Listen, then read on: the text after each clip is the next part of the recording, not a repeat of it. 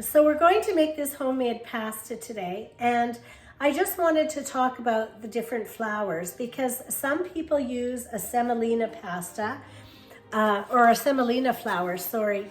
It's a coarser flour, and some people use all-purpose flour.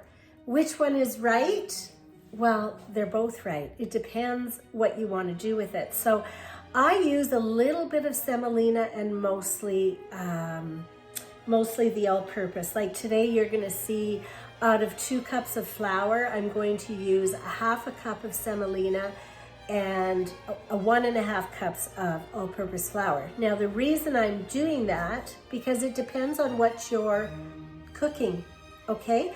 So if I were cooking pasta shapes that I wanted the pasta to stay in a solid shape and not break apart in the water, I would use more semolina flour because it's a coarser flour and you want that texture to it. But all-purpose flour makes this beautiful silky pasta. It's just amazing. So I like that silky taste. But I'm going to be making hand-cut pasta that's a little bit broader. I love the taste of it because I'm going to be making chicken cacciatore tonight. So I want that cacciatore sauce to stick to the pasta. So the semolina, because it has that coarse, high protein content, it's going to have that sauce stick to it. I almost fell over. Okay, I need to keep my balance when I'm talking to you. So the semolina has that nice, it's got a firmer texture, it's got a higher protein, it's got more gluten. So it allows the chicken cacciatore sauce to really attach to it and coat all the beautiful pasta with the sauce so that when you're eating it, you have this beautiful bite of sauce along with your pasta. Beautiful. The all-purpose flour I'm putting in there is for the silkiness of the pasta. So today I'm going to use both. Okay, so that's my reasoning. So I just have a stainless steel bowl and I am going to put 1.5 cups of all-purpose flour in here. And then I'm going to put 1/2 cup of the semolina flour. So that makes a total of 2 cups of flour. Just going to stir it a bit with my hands. And then I'm going to add, I'm just going to put a little well in the flour. And I'm going to add 4 eggs. Now, I love egg pasta because it gives that, you can make pasta without eggs, but eggs give it that really richness that I love. So I'm a lover of putting eggs in your pasta. So we have 2 cups of flour and 4 large eggs, and we're going to add 1/2 teaspoon of salt. I have pink Himalayan salt here, but you can use whatever salt that you like. No problem there. And then I'm going to put 1/2 teaspoon of some beautiful olive oil. And I'm going to put that in there. And then you would be surprised how easy pasta is. It's not a hard thing to do. And I'm telling you, it just makes your dish absolutely to a different level. It makes your dish absolutely beautiful.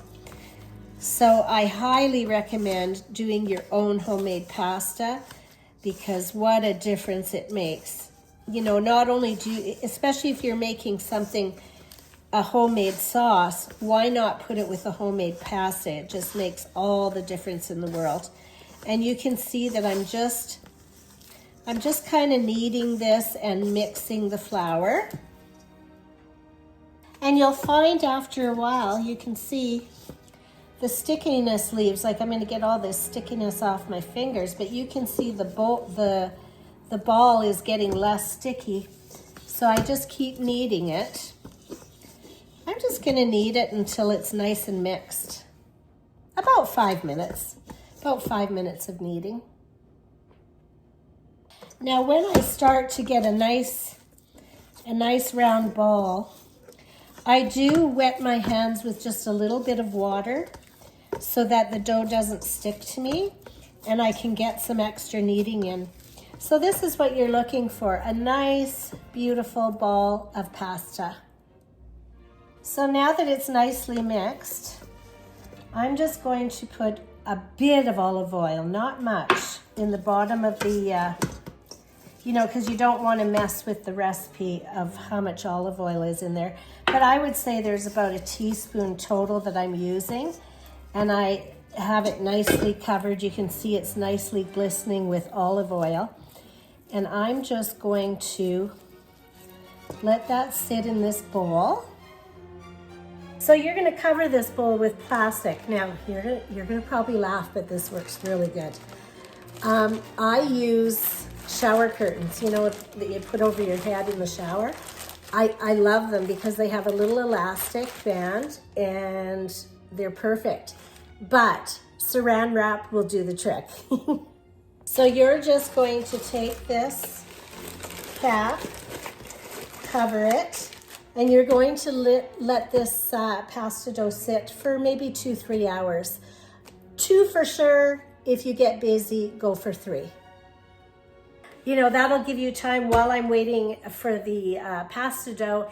It gives you time, to clean your kitchen, make your other part of supper, lots of things. So pasta is easy to make. You're gonna see how easy. Look, that's it. How long did it take us? Easy peasy. So now we're going to wait until 2-3 hours. So now we're ready to roll the dough. So I just have some flour ready on my counter because sometimes if it sticks going through the machine, I just put some flour on it just so it doesn't stick. Now, just a side note, you don't have to go out and purchase things. Like, we didn't have a machine like this for a very long time. It's just an attachment to our KitchenAid to make pasta, and I do love it, but it's not something that you have to run out and buy because 2 things. You can get a hand crank pasta maker that's a lot less expensive, and you can also you can just roll out your dough.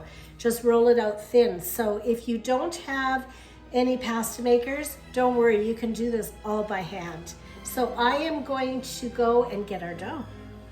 So I'm just going to dust the counter a little bit with some dough. And I'm going to take a small piece of the pasta dough and just kind of flatten it so that it's going to go through the machine fairly quickly. And all you're trying to do, whether you use a pasta maker or whether you roll it out by hand, you're just trying to get a nice thin pasta dough. I'm going to start running this through.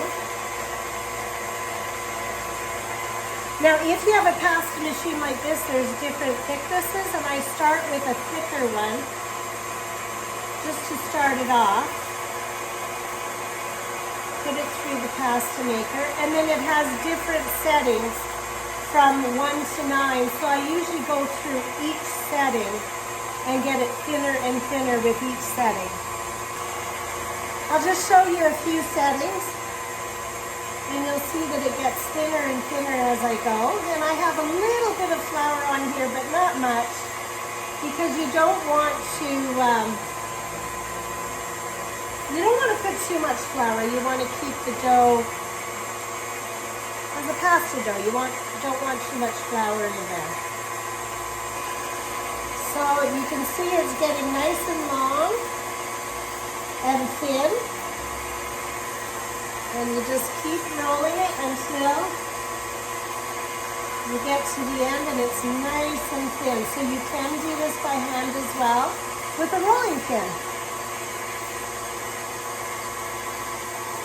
And you're going to place your strands of dough onto some nice clean cloths and let it sit there while you're doing the rest of the dough. Now I just take my pieces and I cut them into fairly thick slices. It's a little bit bigger than a fettuccine, because I find that when you do them, and you don't have to be, you know, perfect, just cut them. Because I find when they're a little bit wider like this, oh my goodness, I'm telling you, the sauce is attracted to those beautiful wide noodles. Tastes like $1 million, and that is it. That is your homemade pasta. It's ready to go. You can cook it. And just make sure when you're boiling homemade pasta, keep an eye on it, because it doesn't take as long as regular pasta. And that is it. Easy peasy, people. And you have a great day.